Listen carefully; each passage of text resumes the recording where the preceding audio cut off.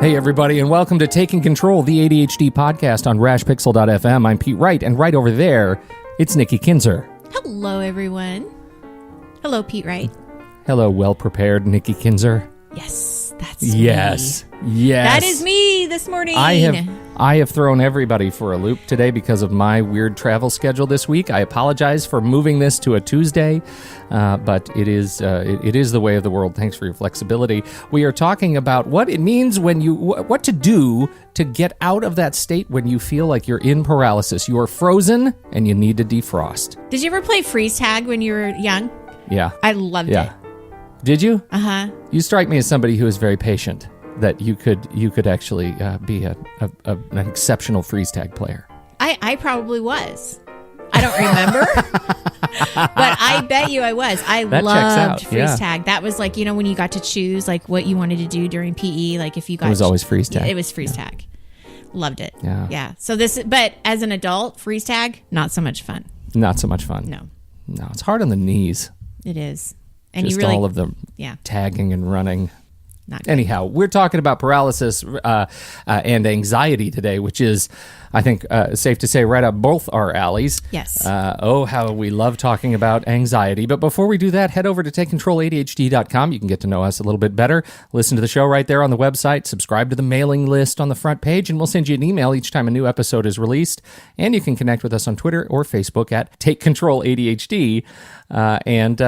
Don't forget, if you appreciate what we do here on the show, what we have done for the last 8 years in the ADHD community, you can support us with a couple bucks a month over at patreon.com/the ADHD podcast. Subscribers and supporters there get access to the weekly show a little bit early.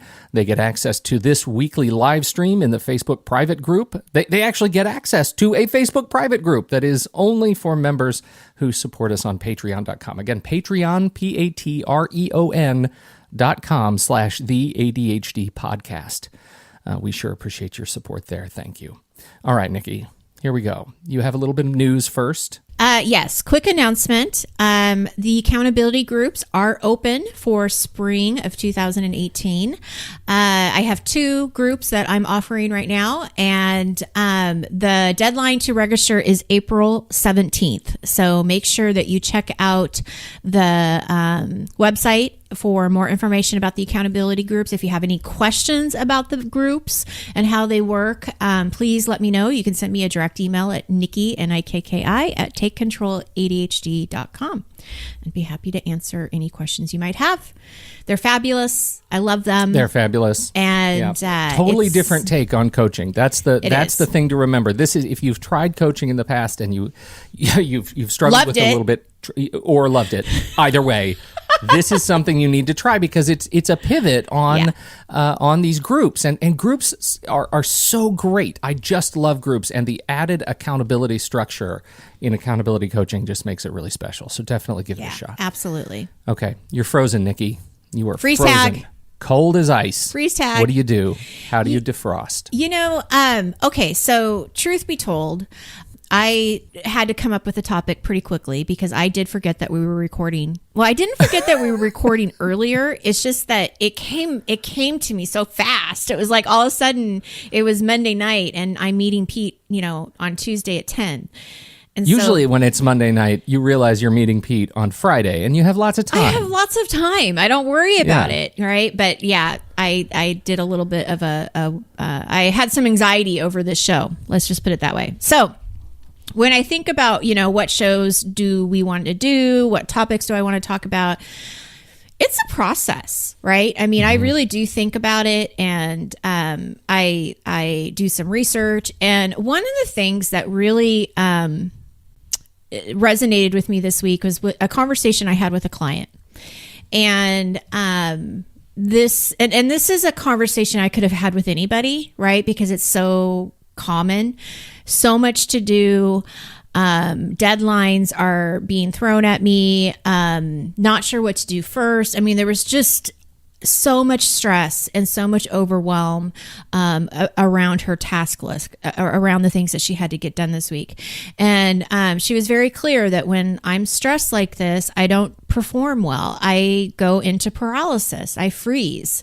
and then I don't end up doing anything. And then I commented saying, and then you probably feel worse because you didn't do anything, right? So it's this like cycle that we get into, and it's worse or harder, I think, for people that have ADHD for a lot of different reasons, right? I mean, we're looking at what is causing the overwhelm in the first place, and there's a whole list of things that could be going wrong, right? So have you ever felt that way, Pete? Does this resonate? For crying out loud. Yeah, absolutely. If I don't feel it daily, I certainly feel it weekly. Yes. On some level, in some little part, I'll glance at my task list and there's a task that snuck through that should have been scheduled smarter. It should have been scheduled better. I dropped the ball on something, and now I have to find a way to muster through, to, as you say, to defrost and regroup and build a plan. And that is so hard. It is so hard. And I appreciate you saying that if it doesn't happen daily, it probably happens weekly, because I think that is one of the differences. And to bring up the ADHD, why it's really important that we understand how your brain is wired and why it becomes so overwhelming. So why is that? Yeah, when my brain acts up, why do I have trouble? And I think this goes back to that bigger question about how the ADHD brain and the neurotypical brain respond to anxiety and stress. What happens in your brain when that happens? Okay, that's a good question. Wow, I wasn't expecting that this morning. Boom. Okay. Well, I give you a lot of credit, first of all, because I don't think it happens to me on a daily basis. But it certainly does happen. And when it does, I have to take a step back and figure out what is it that's really bothering me, and what is it about, if it's a task list, for example. So going back to what she was dealing with, if I have this overwhelming amount of things to do this week and I don't know really where to start, I really have to pull myself out of looking at the task list and almost taking myself out of it and thinking about, okay, what's really priority here? What do I want to do? What do I need to do? I walk myself through it, and then I use my own advice. I use my own advice of what I would tell somebody else that's going through it, and I think, what is the smallest piece that I can do right now to at least get started? And it also helps me to identify what I'm feeling. So if I'm feeling anxious or I'm feeling overwhelmed, I almost need to say it out loud, because if I keep it inside, it makes it worse and it feels worse. And so I will actually just say, okay, I get it. I'm overwhelmed. I don't know what to do here. I need to work through it. But I think one of the biggest differences is it's not something that happens all the time, where I know that there's so many folks out there that struggle with this, and it's painful and it hurts, and they don't know how to pull themselves out of it. Yeah. What about you? Well, I think when the trick for me is that I feel like I've learned to separate the act of work, which is totally benign, right? A task is a task is a task, from the people that I am letting down by not having done the work, which is not benign. It is emotionally charged. It's loaded. There's somebody out there who's waiting for me to do the work, and when I feel like I've dropped the ball and I hit paralysis, or the list is just too long, I haven't broken it down, there are times where I will sit and look at the wrong view in my task list. You know, this feeling like in things, you go into the someday or the anytime list, and it's so long. Yeah. It's just so long. If I open Todoist and I look at, today, I have 30 things on the list today. And most of those things are part of, they're using our own advice, which is I've broken down bigger tasks into smaller tasks. They're things that I will check off very, very quickly. So to some people, I know 30 is going to feel huge. And that is, for me, a perfectly rational and reasonable goal, because they're all part of larger things that I'll just be able to buzz through. But if I were to look at my next 7 days of tasks, and every day has 30 or more tasks on it, suddenly it's a massive list. And It's a what if those massive are getting transferred impossible- over because they're not getting done? So now 30 Yeah. is 50, and then 50 ends up being 70. There you go. Yeah. And so that's why my morning review and my daily afternoon review are so important, because that's when I take the 15 minutes and I actually migrate things to better schedule. When I fail that, that's when I feel the paralysis. That's when I feel like I've let somebody down, or when I leave a couple of emails in my inbox that I should have scheduled, that I should have put on the calendar. That's when I feel I am now emotionally charged about the work that otherwise should just be benign stuff. It should just be another log on the pile. It should just be something for me to churn through during my working hours. And in my head, I can say that. In my heart, I'm letting somebody down and the anxiety is building. Does that make sense? Am I just Yeah, no, rambling it here? totally makes sense. So I'm curious though, like what happens then, like when you are emotionally charged and you're feeling that paralysis, how do you get yourself into some kind of action mode to get out of it? So I almost look at it like what I see visually is I see this like pile of trash. I don't know, whatever, pile of something, maybe mud, like, you know, like you're in a mud pit and you're stuck in the mud, right? And you're trying to get out of the mud. How do you get out of the mud onto the land? I don't mean it to sound flippant at all, because so much of how I do this is because of doing this podcast for 8 years with you, right? Is actively thinking about this. I know a lot of people who struggle with it aren't actively thinking about it as a function of what they do every day. Okay, stop there, because that's huge. Okay. Yeah. Because you are actively thinking about this and thinking, okay, because you're almost, okay, maybe I'm wrong, but let me ask you this. Are you preventing yourself to get into that mud because you are thinking about it and you're 100%. Yes. 100%. Yeah. Okay. That's what I mean. And so like I recognize the emotional experience of feeling the paralysis.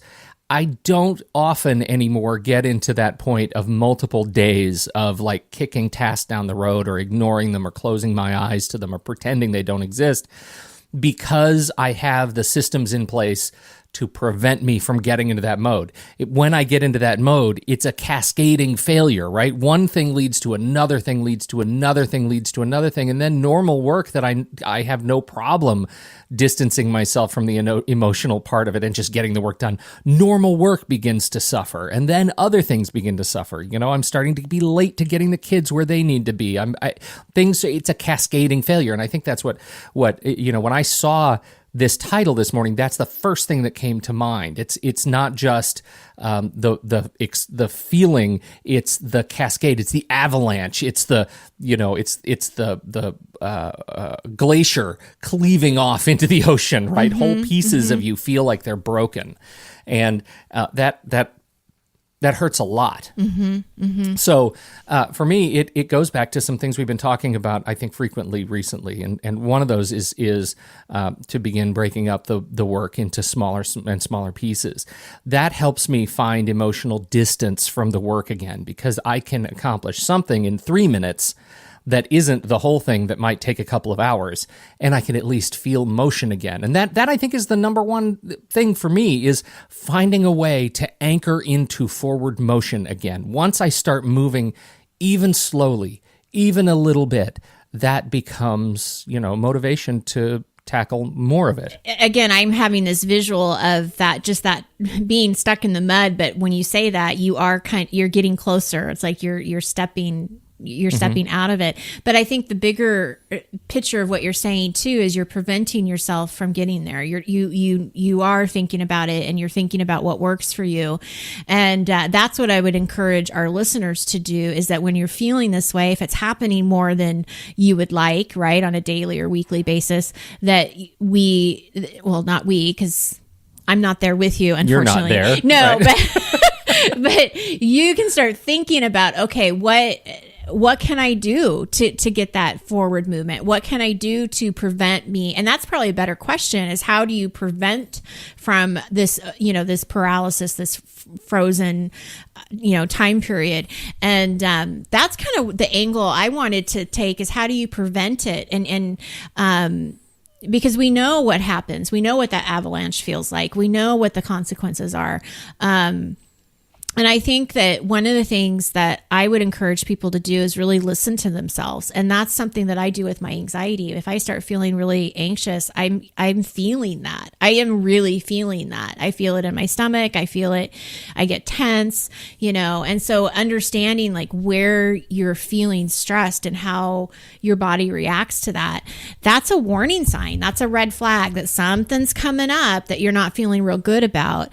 And taking that step back and breathing and figuring out, like for me, I'll go outside, I'll take a walk, I'll go out in nature, and just get that fresh air and that calm back to kind of be able to be mindful of what I'm doing that day.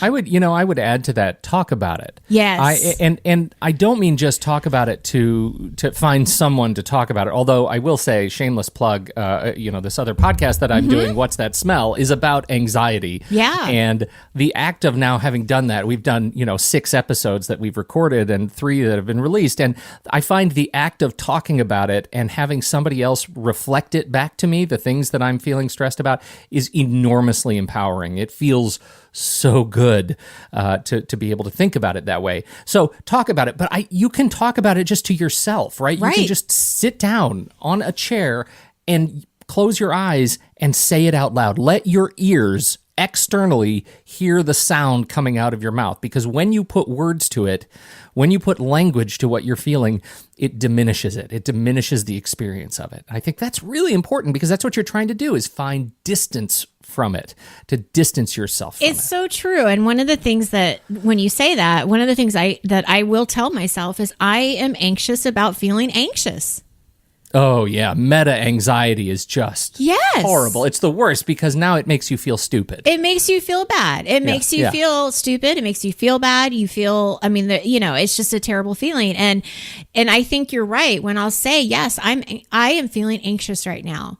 It does sort of remove that, well, I don't want to feel anxious about being anxious. Like, it does kind of remove you from that. And for people who don't have anxiety, I have to use this example. People who don't have anxiety don't understand what it's like, but you may have this experience where you're lying in bed and you can't quite get to sleep how you normally would. And so you start thinking about sleep. As soon as you start thinking about the act of going to sleep, you won't get to sleep. You just won't get to sleep. And that's the feeling. It is the cycle of anxiety that starts. Yes. And again, it's a cascading failure. It is. It is. So yes, I agree. Going back to what you were saying, talk out loud.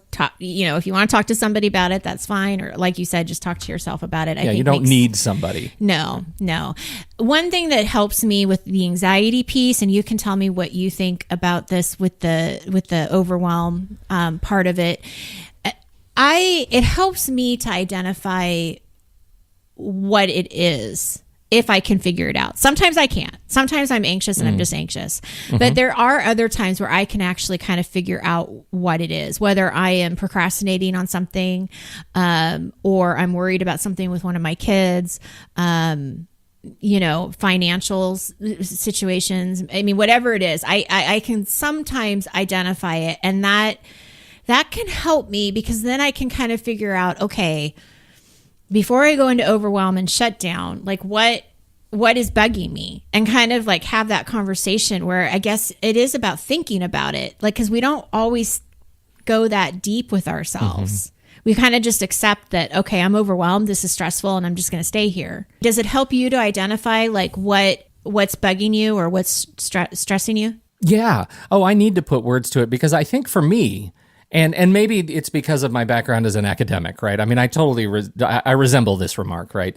That at some point, research is soothing to me, and at some point, being able to say, okay, I'm feeling anxious about this experience, and there's a scientific word that defines this. What that represents in my mind is the fact that this experience I'm feeling is not a feeling of loneliness. I am not alone in this feeling. Somebody has found it so resonant and so real in their lives that they have researched it. They've studied it. The medical community has come around to look at it.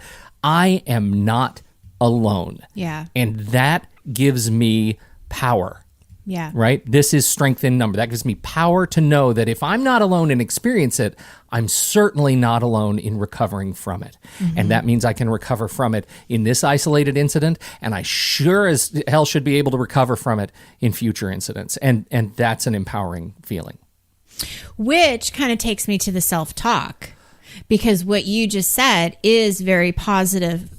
It's empowering, and it's serving you, right? Yeah. Because it's giving you that belief that I can get through this. This is going to be okay. I'm not alone. I'm not crazy. And so that, I think, is something we have to be really careful of, because I know that working with people who feel stuck and they are in that mud, a lot of those limiting beliefs are what's keeping them in the mud. You know, that I can't get out of this. I don't know how to break this down. I don't know. And maybe you don't know how, but you can figure it out. You can figure it out. You know, but I think it does take that patience in thinking about it. What do I need to do? What do I need to do that's going to work for me? And I think that's part of it too, is that,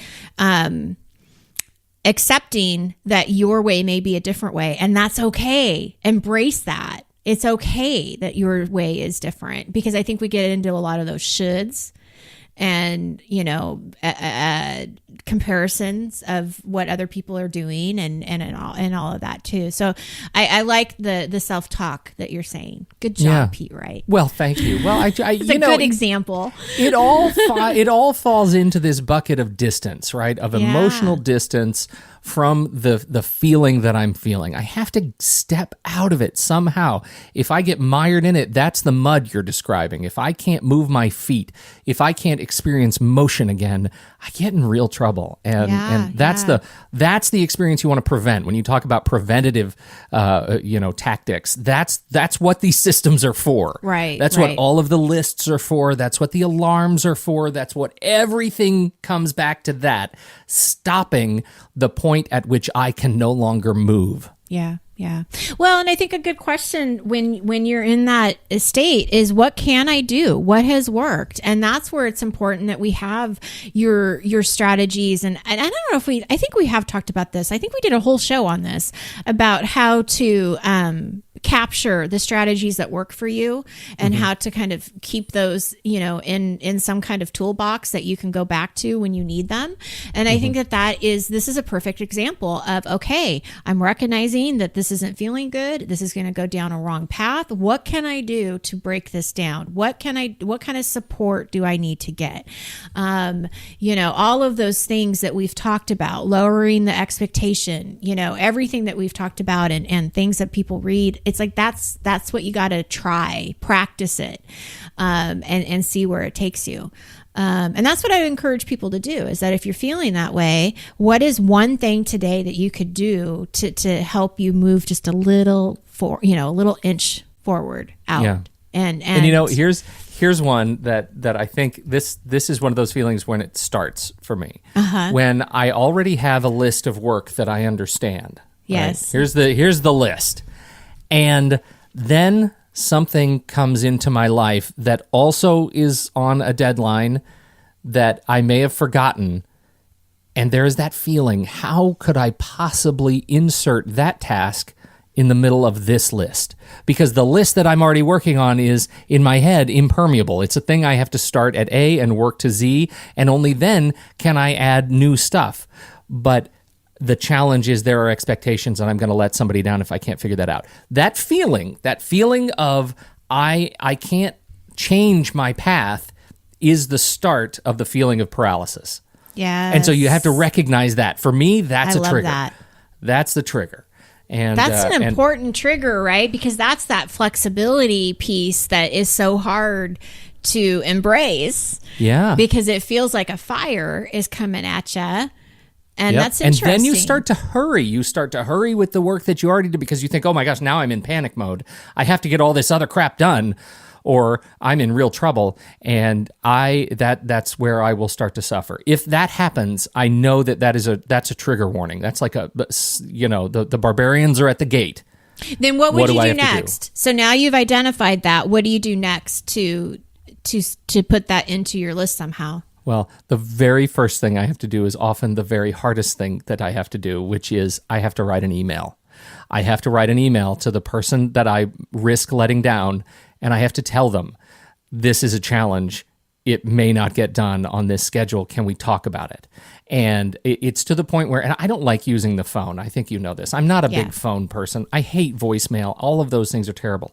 I know when I feel this way, the first thing I have to do is pick up the phone immediately and make a phone call. I do it in the car. I do it wherever I have to do. If that feeling comes, it just happened yesterday. I sent a transcript over to a client of a video that I need to cut together, a transcript of an interview, and she got back to me too quickly. She got back to me with edits immediately, and I thought it was going to take days. And then she said someone else is going to review it, and she'll get back to us tomorrow, and we'll have this thing, and then it will be back to you, Pete.